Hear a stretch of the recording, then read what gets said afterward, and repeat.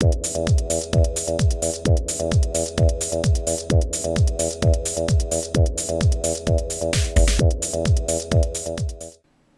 there folks, today I'd like to take a casual peek into the Marvel Legends Steve Rogers action figure set by Hasbro. This figure set is number 1 in the first wave of the return of Marvel Legends, which contains the Terrax Build-A-Figure for the wave.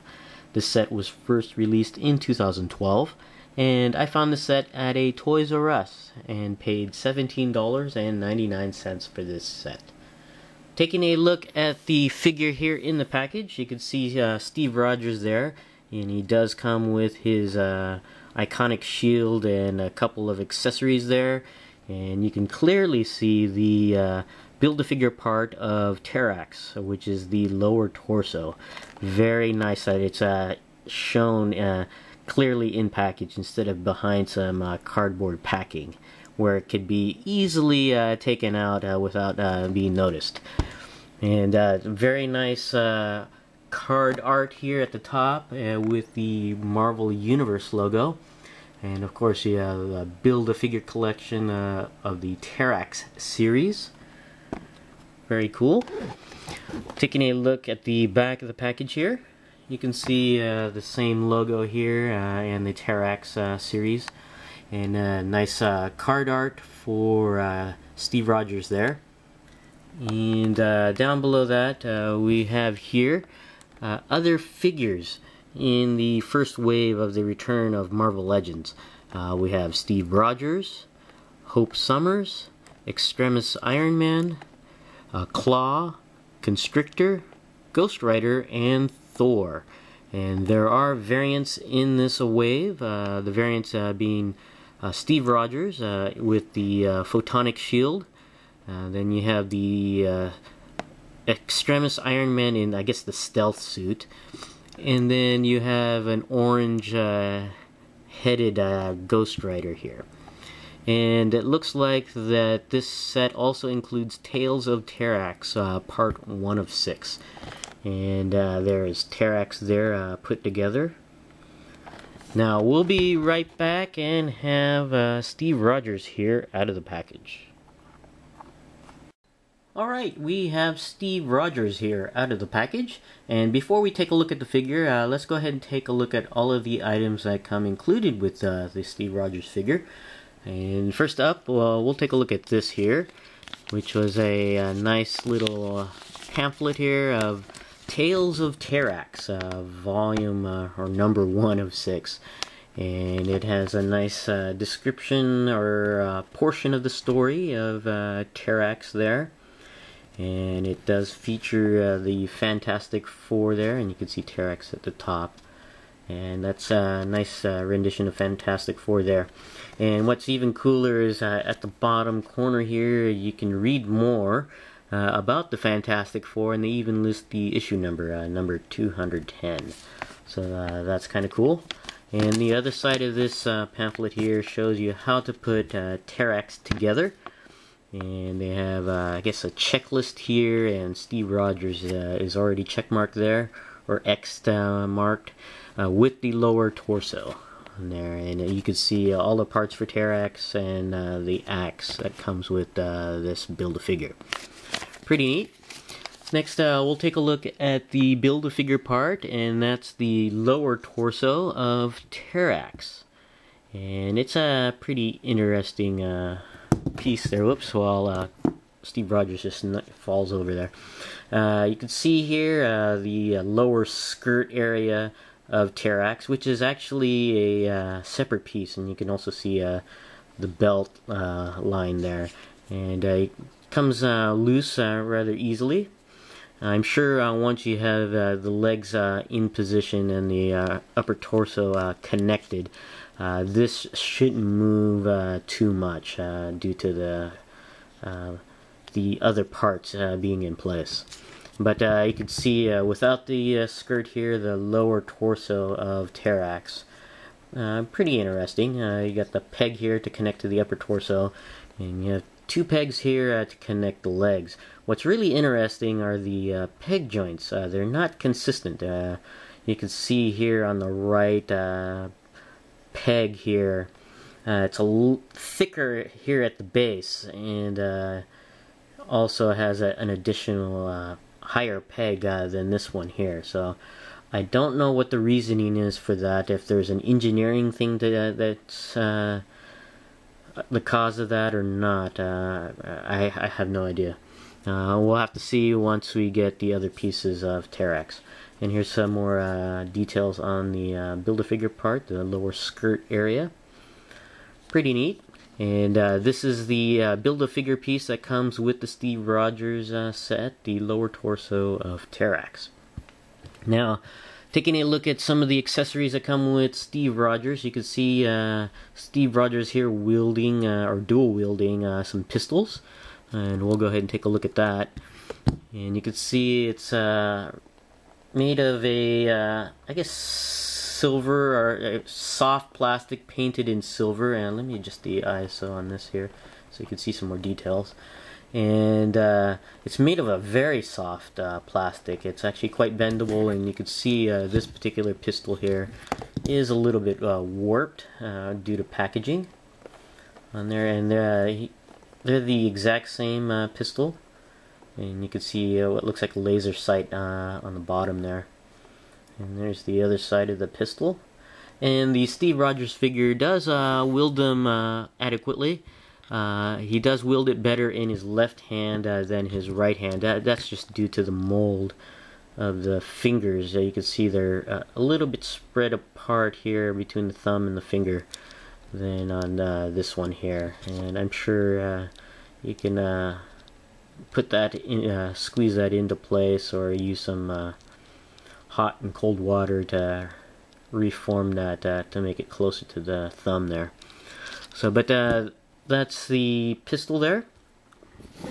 Next, we'll take a look at the shield, which is a pretty decent shield.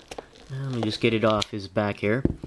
It's made of a harder plastic, not totally rigid, but you can see some of the details here. It's very nicely well applied paint on the silver here and also on the blue. And the shield is made of cast in red, so really it's just the silver and blue that have paint applications on there, and it's very clean. I can't really find anything where it bleeds or is misaligned, so it's very, very nice on here. And on the other side here, you can see the inner portion of the shield. It has quite a bit of detail. You can see the rivets in there. It's actually quite nice. It's just unpainted. Would have been nice if that was painted silver or some similar color. Now this particular shield has a combination of a clip and a peg, and you can see you can move that up and down. And the peg is for the back of the figure. If you want to place the figure on the back, you can peg it into there. And the clip is for the forearm if Steve Rogers was wielding this shield. So that's a pretty cool looking shield right there. Now on to the Steve Rogers figure. And I have heard and read a couple of issues that folks have with this figure. And my opinion on that is a little bit different.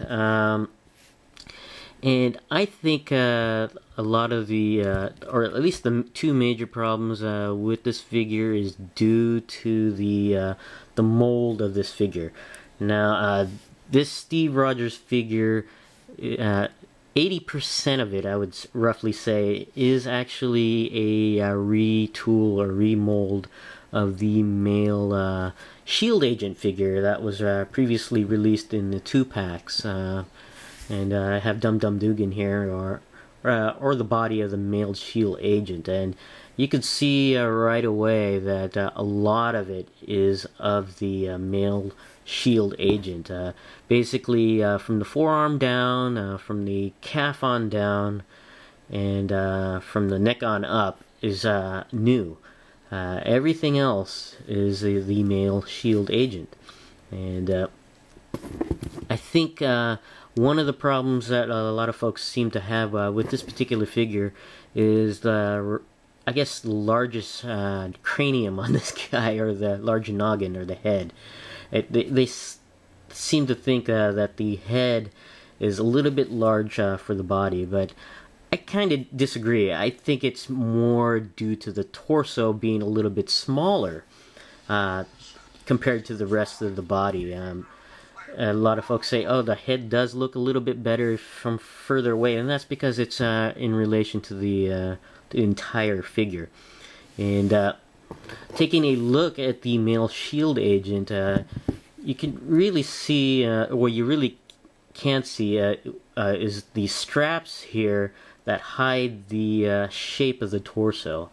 And if you actually remove the straps and the holster here, you can really see that the torso is really smaller in proportion to the legs and the arms of this figure. And without the straps and the holster to cover this torso, it just really does tend to show up a little bit more. And I think the head is actually just about right in relation to the height of the legs and the arms. And it's just a really thinnish and smallish upper torso here that kind of puts the head a little bit out of proportion. So I think that's my opinion on that. And I always thought that the heads on the Shield agents and Dum Dum Dugan and Nick Fury were always a little bit smaller in relation to the rest of the body. But another issue I think folks have are the lack of a star on this shoulder. And since this particular figure is basically the male shield agent, and the male shield agent had the hinge joint going all the way down to the bicep. Now, with a painted star on there, I guess it'd be okay, but once you start moving the arm in and out, it starts to become, if there was a star there, would become misaligned a lot of the time, actually. The only time it would be really aligned is with the arms down. And I can understand why Hasbro did not put a star there, just due to the joint here.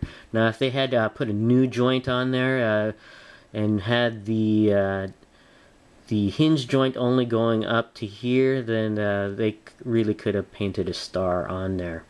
But if you look at the Marvel Universe Steve Rogers, I think the hinge joint only goes up to about there, and then everything else is molded over on there. I don't think the hinge joint goes all the way down to the bicep, so I can understand why there's no star here. And especially if you have the arm out, you're gonna have the star, the middle of the star right there, and it looks a little distracting. But again, that's my opinion. So, I think that's one of those give and take things that Hasbro had done to leave that star out. So, but taking a look at Steve Rogers here, you can see this is a new head sculpt there, and it's actually pretty nice. A lot of folks say it looks old. I think it looks older, not as old. Old for me would be gray-haired and really extreme wrinkles, but I don't really see too many wrinkles, or I guess there are lines on his face, but I don't consider those wrinkles. They're really just more like deeper cuts into the skin. I really don't see how this looks like an old guy. It looks like an older guy, more older than your typical younger hero. But it's still a pretty good head sculpt. The eyes are painted very nicely on here. No misalignment at all. I really like that, and no bleed. And it's got the, I guess, the straight-laced hair there. The comb over to the side. Painted in, I guess, a darkish yellow, not bright yellow there. It's okay, pretty neat. And then you have the torso here, which I'm not that big a fan of, because it does, I think it's rather thin in relation to the rest of the figure on there. And then you have these straps here on the shoulder. Now, I'm not sure what the function of the straps do. All they do is go around the arm, unless they're for the shield. but I really don't see the function of those particular straps there.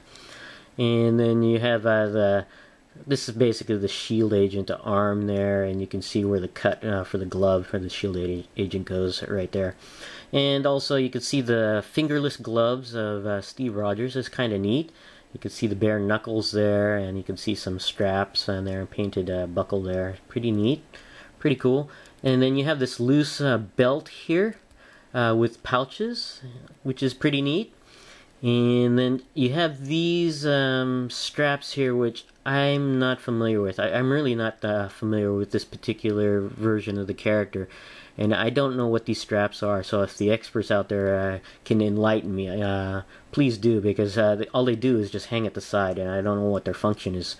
And it does get in the way of the articulation. So when you have the leg going out in a pose, it tends to push the belt up above the belt line there. So because it's made of not hard plastic, but not entirely soft plastic, so that's kind of interesting. It just sits loosely there.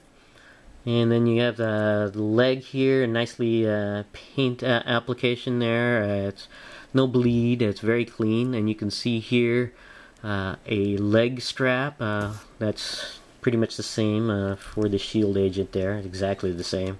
In fact, just painted or cast in a different color. And then you have the boots or waders, you could say, with the nice paint buckle there. It's very cool. Unfortunately, this piece here is up to the ankle is molded in. It's not a separate piece there. So overall, it's a decent figure. I have no issues with the head. I think the head is just about the right size. It's just the torso that's undersized here. But going over the articulation, the head does go all the way around and does go up and down quite well. It's on the swivel hinge joint. The arms do go all the way around, and they do go all the way up and down.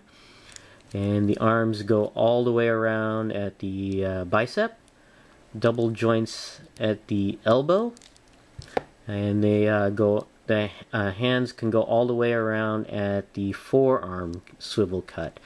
The hands are pre-posed, there's no finger articulation there, and no hinged articulation to go in or out. The torso does bend down, up, and back quite a ways, and the torso can go all the way around at the waist.